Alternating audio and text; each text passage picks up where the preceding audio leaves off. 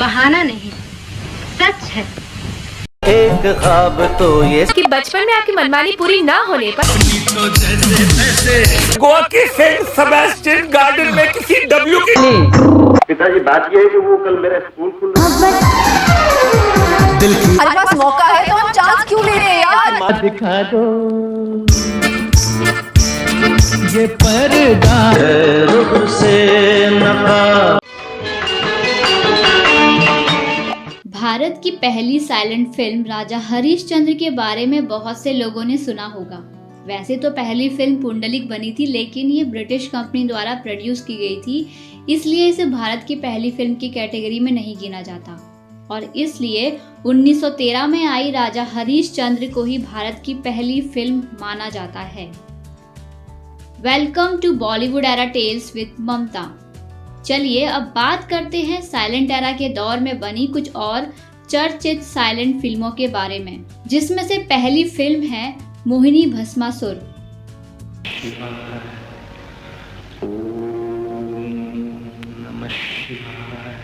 1913 में आई इस फिल्म में होता यह है कि भस्मासुर नाम का एक दानवराज शिवजी को प्रसन्न करने के लिए एक घोर तप करता है, जिसके पश्चात शिवजी प्रसन्न होकर दानवराज के मांगे अनुसार उसे वरदान देते हैं कि वो जिसके भी सिर पर हाथ रखेगा वो भस्म हो जाएगा। बाद में उन्हीं का दिया वरदान शिवजी को भारी पड़ जाता है जब भस्मासुर अपनी शक्ति को आजमाने के लिए शिवजी को भस्म करने के लिए उनके पीछे पड़ जाता है और शिवजी जान बचाकर भागते हैं।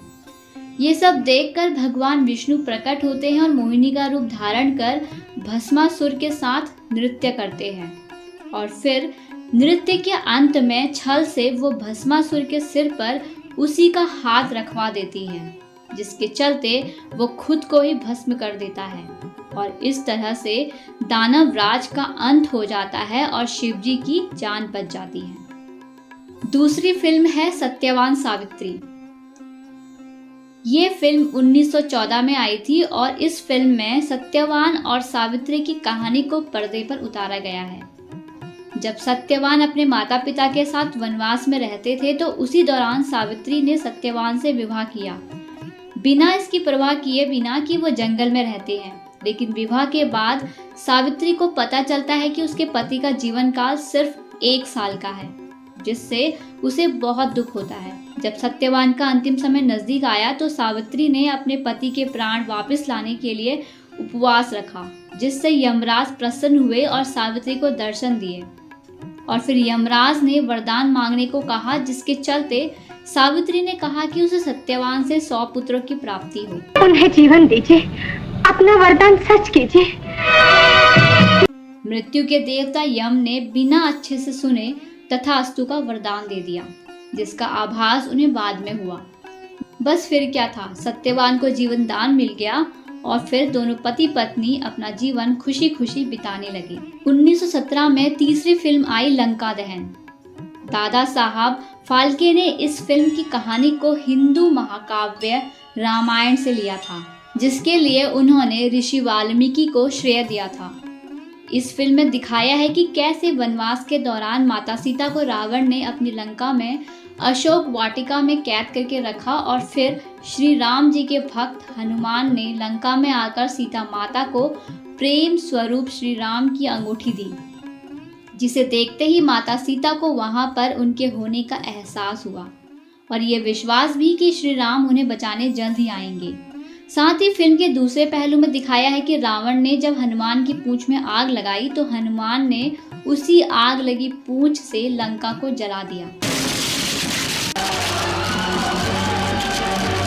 1926 में फिर एक और चर्चित फिल्म आई जिसका नाम था भक्त प्रहलाद। इस फिल्म की कहानी हिंदू पौराणिक कथा विष्णु पुराण से ली गई थी। इस कहानी में दर्शकों को राजा हिरण्यकश्यप और उनके बेटे प्रहलाद के बारे में दिखाया गया है। प्रहलाद भगवान विष्णु के बहुत बड़े भक्त थे और हर समय उन्हीं का नाम जपते रहते थे, जो कि उनके पिता हिरण्यकश्यप को बिल्कुल नापसंद था। वो विष्णु को अपना दुश्मन मानते थे, जिसके चलते हिरण्यकश्यप ने अपने ही बेटे प्रहलाद को हाथी के पैरों से कुचलवाने की कोशिश की, जब उससे बात नहीं बनी तो खौलते तेल में डाले जाने का आदेश दिया। जब इससे भी प्रहलाद बच गया तो अपनी ही पत्नी को उसे जहर देने का आदेश दिया। इससे भी भक्त प्रहलाद को कुछ नहीं हुआ, वो बस श्री हरि का नाम जपते रहे। आखिर में भगवान विष्णु ने खंबे में से निकलकर नरसिम्हा अवतार में आकर हिरण्यकश्यप का नरसंहार कर बुराई का अंत किया।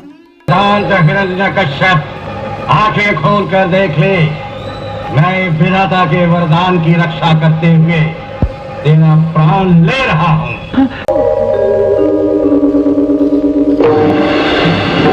अब बात करते हैं कि ओवरऑल इन फिल्मों की कहानियों में क्या कुछ देखने को मिला और पटकथा यानी स्क्रिप्ट लिखने के तरीके में क्या बदलाव आए। राजा हरिश्चंद्र से लेकर भक्त प्रहलाद तक की फिल्मों को देखकर पता चलता है कि हिंदी सिनेमा की शुरुआत कैसे हुई होगी। एक समय के बाद महिलाओं ने भी फिल्म इंडस्ट्री में एंट्री ली और अपनी एक्टिंग का जादू बिखेरा। उस वक्त की फिल्में हिंदू पौराणिक कथाओं, महाकाव्यों और साहित्य पर आधारित होती थी। अब बात करते हैं 1917 में आई फिल्म लंका दहन की, जिसमें पहली बार एक ही आदमी ने डबल रोल में काम किया और ये रोल निभाने वाले अन्ना सोलंके थे। अब इस फिल्म से डबल रोल का सिलसिला भी शुरू हो गया था।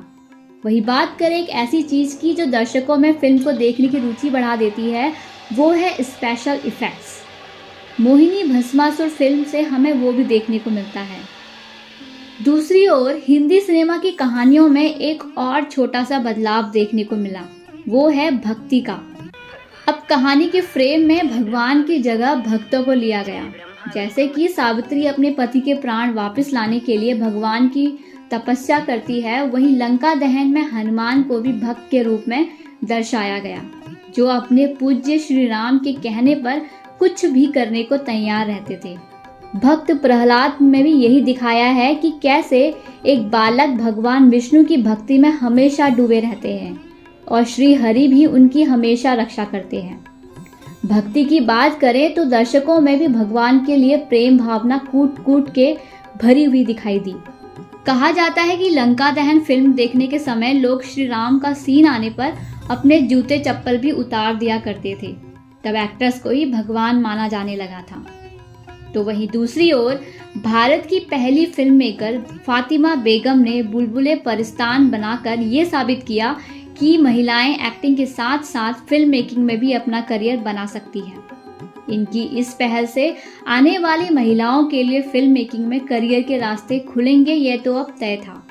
अब देखते हैं कि आगे आने वाली फिल्मों का सफर यूं ही रहा या कुछ बदला गया। 1913 से 1930 तक की बदलती कहानियों का सफर आपको कैसा लगा, कमेंट बॉक्स में जरूर बताइएगा। भक्ति और भगवान पर आधारित फिल्में ऑडियंस को कितनी दूर तक ले गई, ये जानने के लिए चैनल को सब्सक्राइब कीजिए। जल्द ही मिलती हूँ आपसे अगली वीडियो में, तब तक के लिए बाय बाय, नमस्ते।